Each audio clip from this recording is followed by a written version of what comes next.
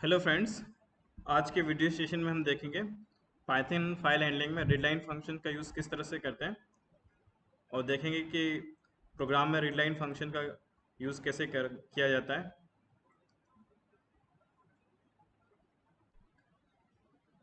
Read function read function का use हम जो भी फाइल का कंटेंट होता है फाइल के कंटेंट को रीड करने के लिए इसका उपयोग करते हैं।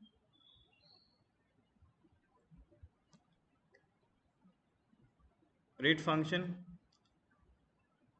एक ऑप्शनल पैरामीटर लेता है, जैसे कि मान लो कि फाइल के अंदर ऑलरेडी n कैरेक्टर्स है, तो ये जो n कैरेक्टर्स है उसको इंटीजर पैरामीटर के रूप में रिटर्न कर देता है। और ये जो कैरेक्टर रिटर्न करता है वो एक्चुअल में जो उस कर्सर की पोजीशन होती कि जहाँ पे कर्सर होता है, उस कर्सर की पोजीशन को ये रिटर्न कर देगा।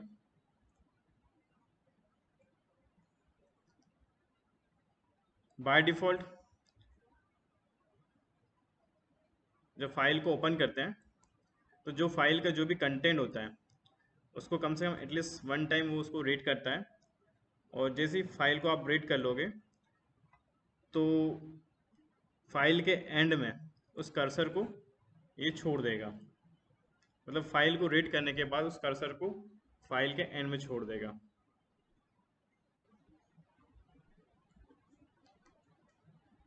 dbgan.txt एक टेक्स्ट फाइल है जिसका के यूज़ हम रीड करने के लिए यूज़ करेंगे। ये ऑलरेडी एग्जिस्टिंग है और उसके अंदर जो डेटा है वो पहले से राइट किया हुआ है। अब उसके जो भी डेटा है उस जो भी डेटा उसके अंदर राइट किया हुआ है उस डेटा पे हम डिफरेंट डिफरेंट फंक्शंस के द्वारा इस पे अलग अलग ऑपरेशन अप्लाई करेंगे और उसकी फाइल को रीड करेंगे।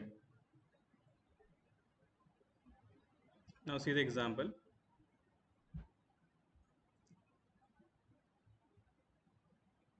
अगर हम किसी प्रोग्राम में मोड को स्पेसिफाई नहीं करें, जैसे यहाँ पे हम आर जो रीड मोड के लिए यूज़ करते हैं, और अगर हम किसी फाइल को ओपन करेंगे तो ये रीड मोड के लिए डिफ़ॉल्ट मोड होगा।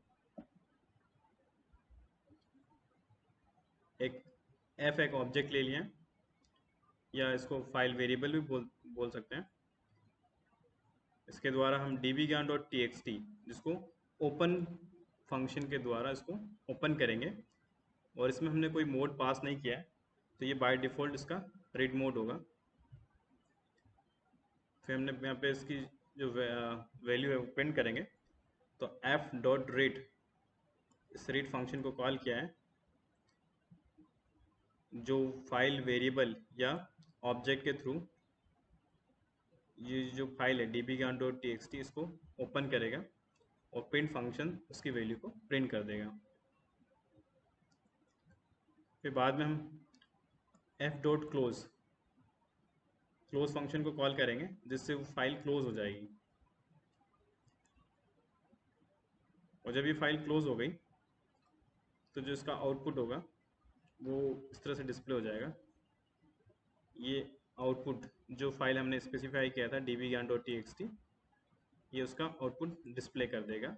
हमारे जो पाइथन प्रॉम्प्ट है उस पर ये डिस्प्ले हो जाएगा। Now see the another example.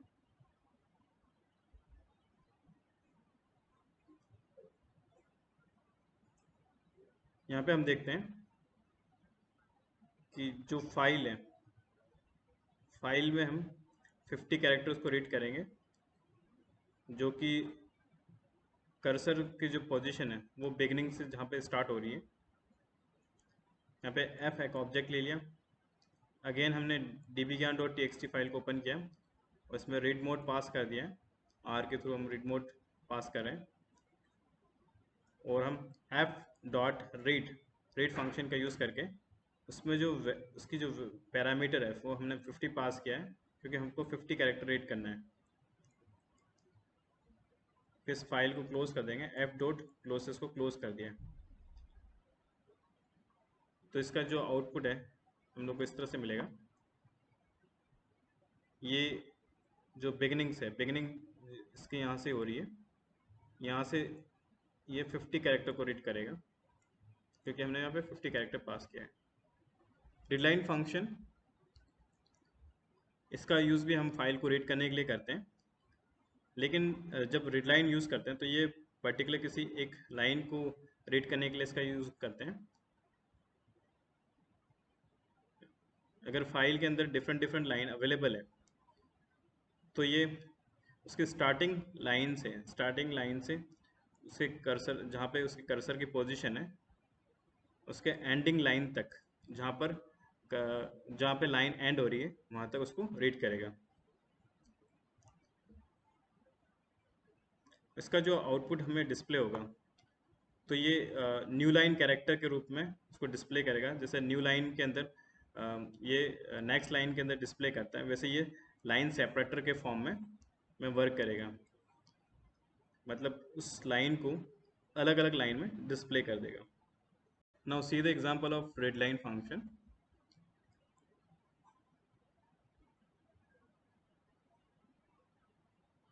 एक फाइल को रीड करते हैं जिसमें जो कर्सर है वो बिगिनिंग में अवेलेबल है, और वो फाइल के एंड तक, जहाँ पे लाइन एंड हो रही है, तब तक उसको रीड करते जाते हैं।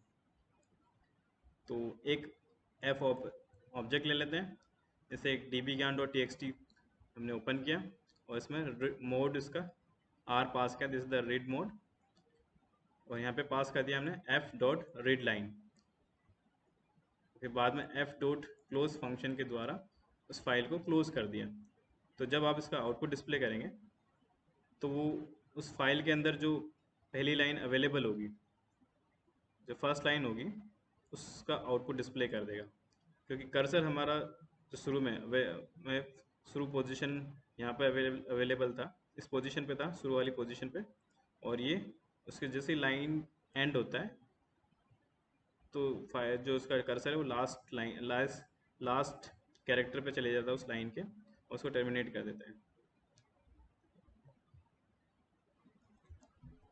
Now see another example.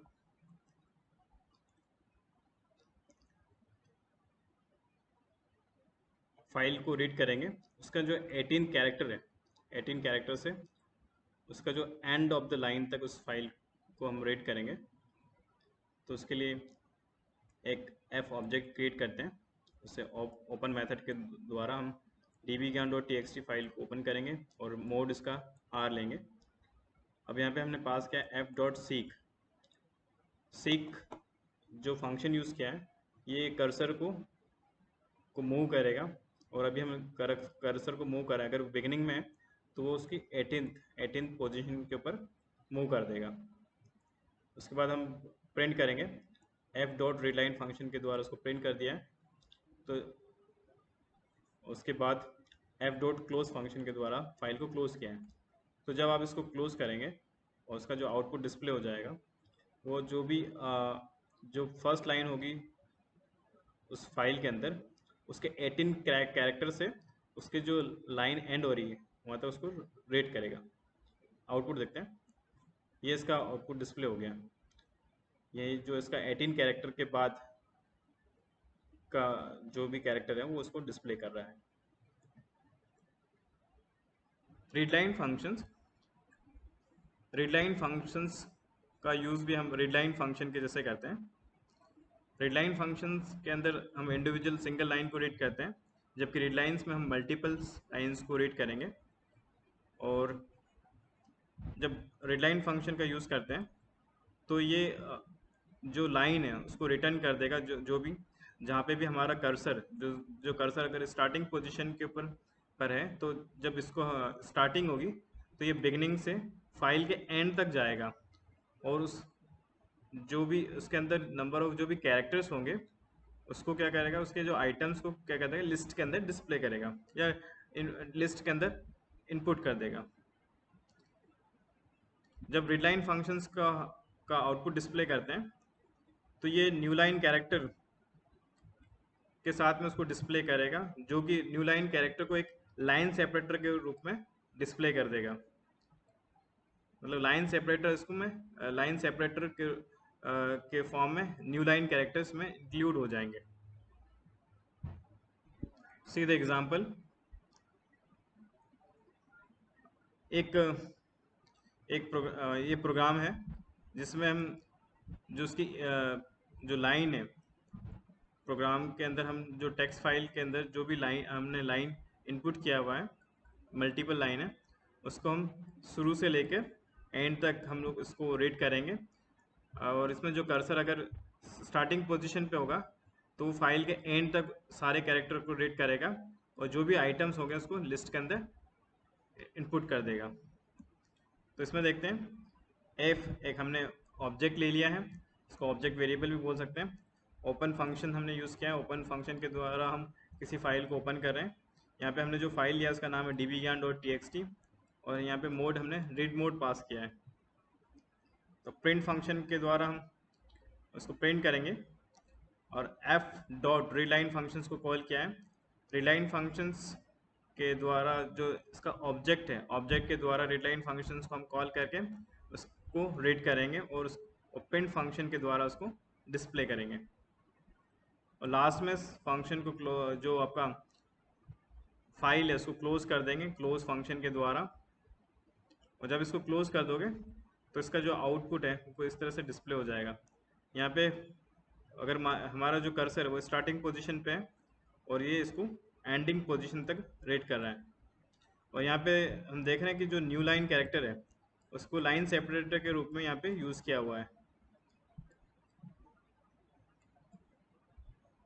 ये लाइन सेपरेटर है जो न्यू लाइन के साथ में यूज़ हो रहे हैं, जिसको पूरे प्रोग्राम में जहाँ जहाँ पे अगर हमने लाइन पास की है उसके साथ में उसको डिस्प्ले कर रहा है। एग्जाम्पल,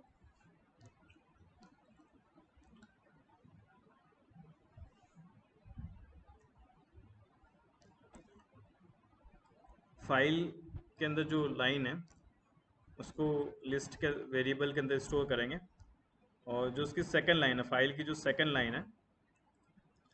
लाइन है उसको हम लिस्ट वेरिएबल के अंदर स्टोर करके देखते हैं। तो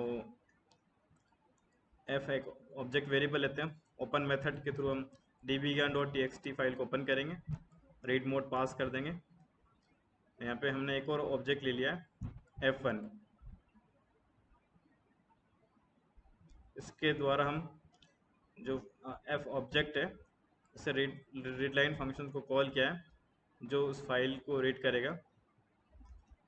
और हमने यहाँ पे प्रिंट फंक्शन पास किया है, उसके अंदर हमने पास किया है f1 ऑब्जेक्ट जो हमने यहाँ पे लिया था, इसके अंदर हमने पास कर दिया है जो उसका इंडेक्स पास किया है सेकंड, ये सेकंड इंडेक्स पास किया है, जिससे जब ये फाइल को जब रीड लाइन फंक्शंस फाइल को रीड करेगा तो ये सारी की सारी लाइन मल्टीपल लाइन को रीड कर लेगा और ये पास कर देगा एफ ऑब्जेक्ट के पास। तो यहाँ पे जो हमने पास किया है f1 के अंदर पास किया है, इसमें हम जो सेकंड लाइन है, जो इंडेक्स हमने पास किया सेकंड लाइन का, वो उसको रीड करेगा। उसके बाद हम इस फाइल को क्लोज कर देंगे, फाइल को क्लोज फंक्शन के द्वारा क्लोज कर दिया। तो जब फाइल क्लोज हो जाएगी फिर इसका जो आउटपुट हमको डिस्प्ले होगा तो ये इस फाइल की जो सेकंड लाइन है, सेकंड लाइन को डिस्प्ले कर रहा है। सीधा another example, read line functions का यूज़ करेंगे, उसमें हम फॉर लूप का यूज़ करेंगे कि जो भी फाइल है उसका जो भी डेटा है या हम लोग बोलें जो भी उसके लिस्ट आइटम है उसको हम फॉर लूप के द्वारा फाइल के एंड तक रीड करते हैं। एफ एक ऑब्जेक्ट लेंगे, ओपन मेथड लिया, dbgyan.txt फाइल लिया जिसको हम रीड करने वाले हैं और रीड मोड पास कर दिया। यहाँ पे हमने f1 एक ऑब्जेक्ट लिया, इसके अंदर आप रीड लाइन्स फंक्शंस को कॉल किया है एफ ऑब्जेक्ट के द्वारा और इसकी वैल्यू असाइन कर दी f1 ऑब्जेक्ट को। फिर हमने यहाँ पे फॉर लूप पास किया है और फॉर लूप को हमने तब तक एग्जीक्यूट किया है जब तक कि f1 की वैल्यू एग्जीक्यूट नहीं हो जाती है। उसके बाद में हमने प्रिंट मेथड से जो x वैल्यू को हमने वैल्यू असाइन किया है उसको डिस्प्ले करेंगे और लास्ट में फाइल को क्लोज कर देंगे।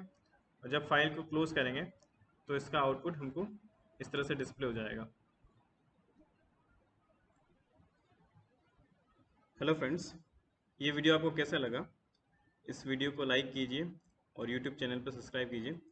अगर आपको लेटेस्ट इन्फॉर्मेशन चाहिए तो आप हमारे ब्लॉग पर भी विजिट कर सकते हैं dbgyan.wordpress.com एंड dbgyan.school.blog। धन्यवाद।